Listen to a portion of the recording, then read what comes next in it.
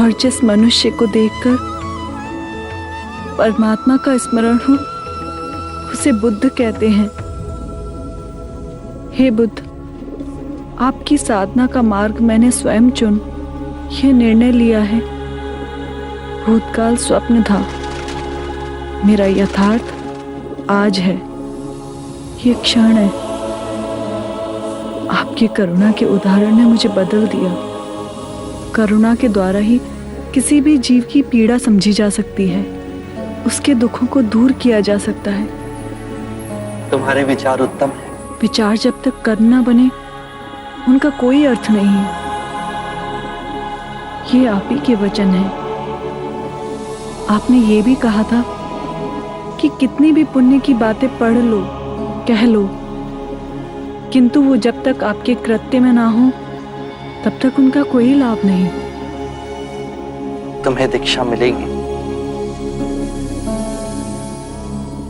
एक अंतिम इच्छा है, यदि आप पूर्ण करें तो मुझे दीक्षा आप दें।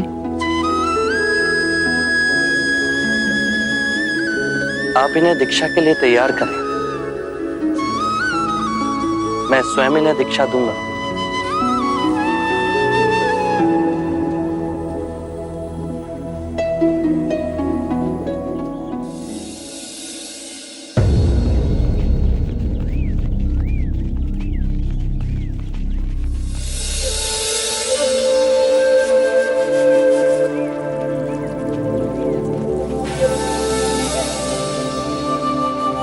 अरे अरे, संभाल के प्रकृति। तो वो वही भिक्षु है ना जिसे देखने के लिए तो यहाँ इतनी दूर तक पानी भरने आती है। पर प्रकृति, उस भिक्षु के प्रेम ने देख तेरी क्या हालत कर दी है। वो कोई साधारण भिक्षु नहीं, उनका नाम आनंद है। प्रकृति, तेरे आनंद यहीं आ रहे हैं। कृपया मुझे पानी पिलाएंगी? जी।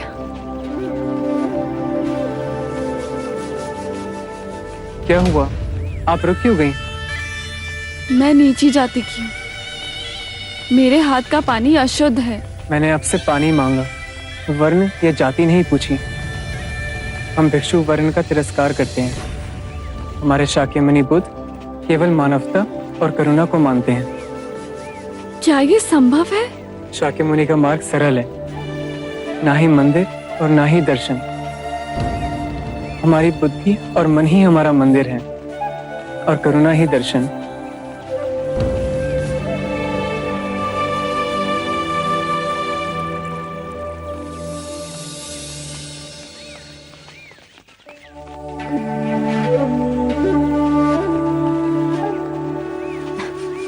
अरे बस खड़ी रह के निहारती रहेगी या जाके उससे बात भी करेगी? पर क्या बात करूं? बुद्धू, जाके उसे भोजन के लिए आमंत्रित कर। जा। सुनिए,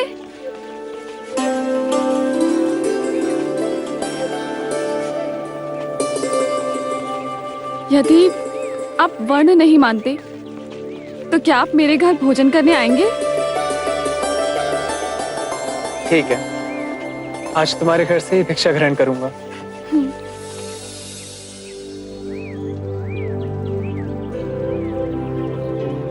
दाल?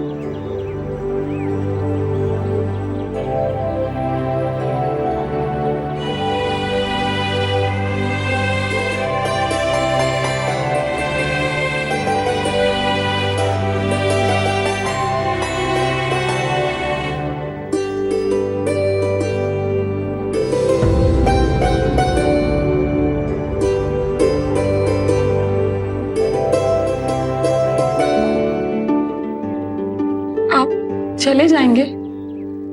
हाँ। आपने मुक्ति के बारे में कहा, प्रेम के बारे में क्या कहेंगे? सब जीव परस्पर एक दूसरे से जुड़े हैं। भेदभाव प्रकृति ने नहीं, मानव ने बनाए हैं। प्रेम ही वो नदी है जो एक व्यक्ति से दूसरे व्यक्ति तक बहती है और उन्हें जोड़ती है।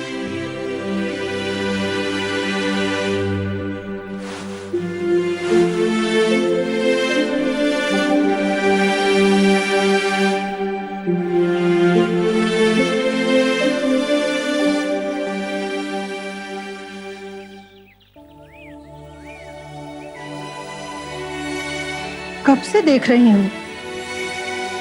तुझे उस भिक्षु से लगाव तो नहीं हो गया ना? माँ, तुम्हें मेरे विवाह की बहुत चिंता रहती है ना? मैंने अपना वर चुन लिया है। मैं आनंद से ही विवाह करूंगी। बावरी हो गई है तू। वो भिक्षु है, उसने संसार त्याग दिया है। तो क्या हुआ? पुनः सांसारिक हो जाएंगे। ऐसा नहीं होता। तुम चाहो तो ऐसा हो सकता है माँ, ये संभव है। तुम जादू टोना जानती हो ना? ऐसा कोई मंत्र फेरो कि वो मेरा हो जाए। ऐसा ना कर सको तो मेरा मरा मुंह देखो। प्रकृति, ये तो क्या कह रही है? ठीक है, तू ऐसा कर, उसे एक बार भोजन पे फिर बुला। मैं वशीकरण के दाने बना दूंगी, उसके भोजन में मिलाकर उसे खिला देना, और फिर जो मैं कहूं वही करना। और फिर देखना, बुद्ध का वो भिक्षु सदा के लिए तेरा हो जाएगा। या भगवती भिक्षाम देहि।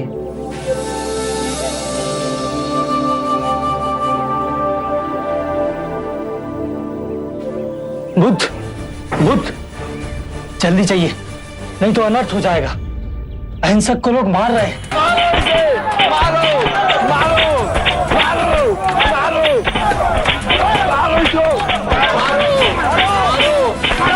उंगली मार, अपने आप को भिक्षु का चोला पहन भिक्षु समझता है। मारो जब तक इसकी प्राण नहीं निकल जाती।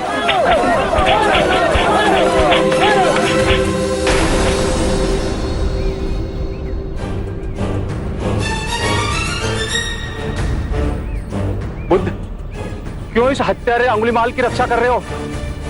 कितने लोगों की जाने ली है इसने? अब ये अंगुलीमाल नहीं, इसका नाम अहिंसक है। आप ही की तरह एक मानव। ऐसा आदमी कभी नहीं बदल सकता। सही बात। ये बदल चुका है, बस आप सब इसे अपनी पुरानी दृष्टि से देख रहे हैं। यदि ये अंगुलीमाल होता तो क्या आप में से किसी में भी इतना साहस या बल होता कि आप इसे एक उंगली भी लगा सकते? ये आपका वार खाता रहा, क्या इसने आप पर पलटकर वार किया? क्या ये परिवर्तन आपको नहीं दिखा? आज इसने अपना लहू बहा, अपने सारे बुरे कृत्यों को धो डाला। आपके प्रत्येक वार को प्रेम से स्वीकार किया, परंतु अपने मन में क्रोध और प्रतिशोध की भावना को नहीं जागने दिया। ये तो बदल गया, अब आप कब बदलोगे? ये परिवर्तन मैंने स्वयं देखा है बुद्ध। आप में से कौन ऐसा है जो दूसरों के दुख में दुखी हो, दूसरों की पीड़ा सहन ना हो तो उसे हर प्रकार की सहायता करे? ये इस भिक्षु ने किया है। पिछले सप्ताह एक व्यापारी अपनी पत्नी को लेकर जा रहा था। उसकी पत्नी प्रसव पीड़ा में व्याकुल थी। मैं भी दौड़ी दौड़ी गई थी। बस पुत्री, थोड़ी देर और, तुम साहस मत छोड़ना। बस थोड़ा सब्र कर।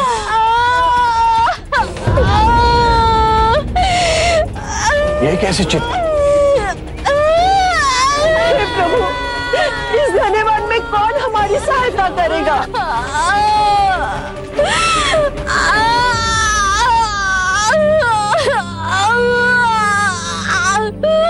क्या हुआ बहन? इस स्त्री को प्रसव पीड़ा उठी है और इस घने वन में हम कुछ भी नहीं कर पा रहे। कब तक ये कष्ट भोगेगी? कहीं इसके और इसके बच्चे के प्राण न चले जाए। ऐसा नहीं होगा, मैं स्वयं अपने गुरु के पास जाऊंगा, तो अवश्य मार्ग बताएंगे। शीघ्र ही आइए। व्यथित हो अहिंसक मेरे समक्ष आए और मेरे पैरों में गिरकर रोने लगा। शक्यमुनि, एक स्त्री गहन प्रसव पीड़ा में, उन्हें कुछ हो गया तो आप ही कुछ ऐसा मार्ग बताइए जिससे मैं उन दोनों की रक्षा कर सकूं। दौड़ के जाओ और उससे कहो, बहन, जिस दिन से मेरा जन्म हुआ है मैंने जानबूझकर किसी भी प्राणी को कष्ट नहीं पहुंचाया, हानि नहीं पहुंचाई। मेरे सत्कर्म तुम्हारा सुरक्षा कवच बने, आपकी और आपके शिशु की रक्षा करें। ये तो झूठ होगा प्रभु। सत्य तो ये है कि मैंने आज तक बहुत से प्राणियों को कष्ट पहुंचाया है। अगर मैंने ऐसा कहा तो वो माता और शिशु तुरंत ही प्राण त्याग देंगे। तो तुरंत जाओ और स्त्री से कहो कि जिस दिन से मेरा धर्म में पुनर्जन्म हुआ है उस दिन से मैंने किसी भी प्राणी को कष्ट नहीं पहुंचाया, हानि नहीं पहुंचाई। मेरे सत्कर्म आपका सुरक्षा कवच बने और आपकी और आपके शिशु की रक्षा करें। मेरे निम्न सत्कर्म उन्हें बचा लेंगे? अवश्य। ये तुम्हारी अपनी कमाई है, या तो इसे तुम स्वयं के लिए बचा के रखो या किसी पराये के लिए त्याग कर दो। अपने कमाए सत्कर्म को किसी पराये पर न्योछावर करने के लिए अहिंसक ने एक क्षण नहीं सोचा। धीरज, हे भगवान, सहायता कर हमारी। थोड़ी देर और बच्चा। बस पुत्री। बहन, जिस क्षण से मैं भिक्षु बना उसके पश्चात मैंने कोई ऐसे कर्म नहीं किए जिससे कोई प्राणी को हानि पहुंचे या कोई कष्ट पहुंचे। मेरे सत्य कर्म आपके लिए सुरक्षा कवच बने, आप दोनों की रक्षा करें।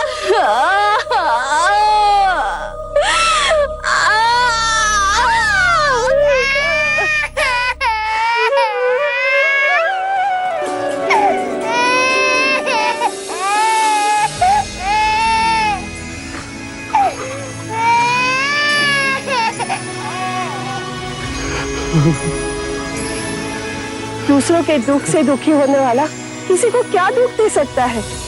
यदि ये मन का सच्चा न होता तो वो स्त्री कब के अपने प्राण त्याग चुकी होती।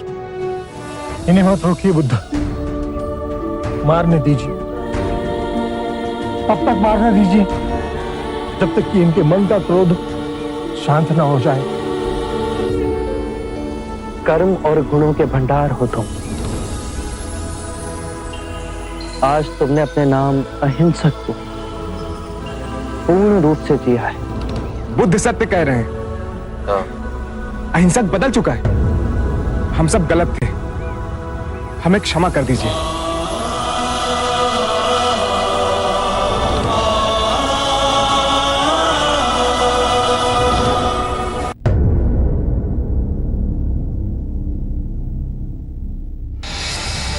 मैं वशीकरण के दाने बना दूंगी, उसके भोजन में मिलाकर उसे खिला देंगे। बुद्ध का वो भिक्षु सदा के लिए तेरा हो जाए। दाल बहुत स्वादिष्ट बनी है ना? और लीजिए।